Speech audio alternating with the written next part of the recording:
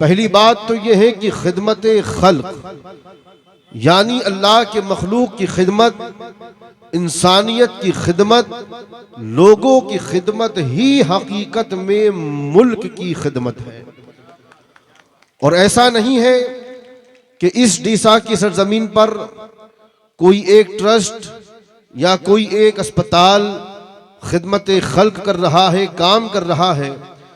मैं बगैर नाम लिए तमाम का शुक्रगुजार हूँ। हर वो ट्रस्ट, हर वो हॉस्पिटल, हर वो क्लिनिक जो कौम की खिदमत कर रहा है, कौम के लोगों के काम आ रहा है, मैं तमाम का शुक्रिया अदा करूँगा और सबके लिए दुआ करूँगा कि अल्लाह उनकी खिदमत को अपनी बारगाह में कबूल फरमाए।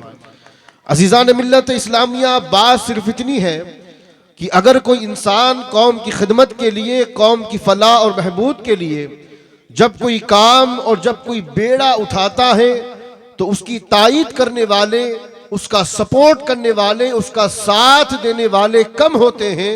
हकीकत में हसद करने वालों की तादाद ज्यादा होती है। हर इंसान अपने मशवरे देता है, हर इंसान अपनी राय उनके सामने रखता है और हौसला अफजाई करने के बजाय उनके हौसलों को पस्त करने वाली बातें की जाती है। मैं ऐसी तंजीमों को और ऐसे लोगों को बस एक पैगाम और एक बात कहना चाहता हूं कि आप फितरत में शाहीन बन जाइए, बाज बन जाइए। इस जानवर का नाम तो सुना है ना आपने, एक परिंदा है जिसको शाहीन कहते हैं, उकाब कहते हैं। इसकी फितरत ये होती है कि वैसे तो इस जानवर, इस परिंदे को कोई भी दूसरा जानवर तकलीफ नहीं पहुंचा सकता, कोई भी दूसरा जानवर इसे मार नहीं सकता। लेकिन कौवा एक ऐसा परिंदा है कि वो उसके पीठ पर बैठ जाता है और चोंच मारना शुरू कर देता है।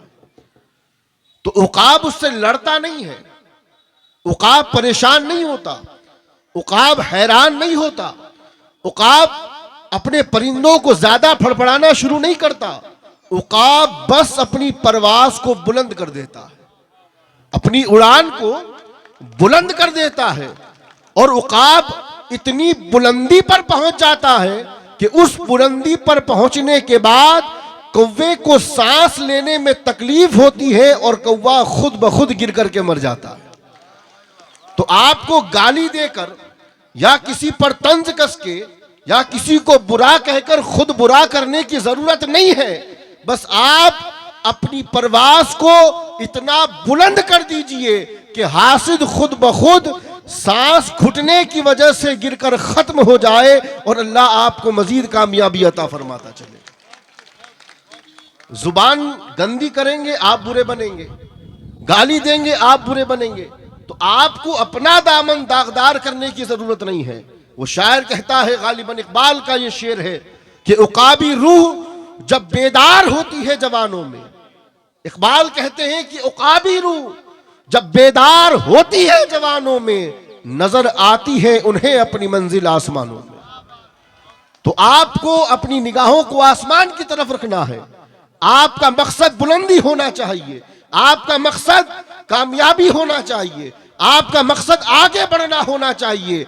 वो कहते हैं हाथी अपनी मस्ताना चाल चलता रहता है और इर्द गिर्द कुत्ते भौंकते रहते हैं, मगर हाथी को फर्क नहीं पड़ता है।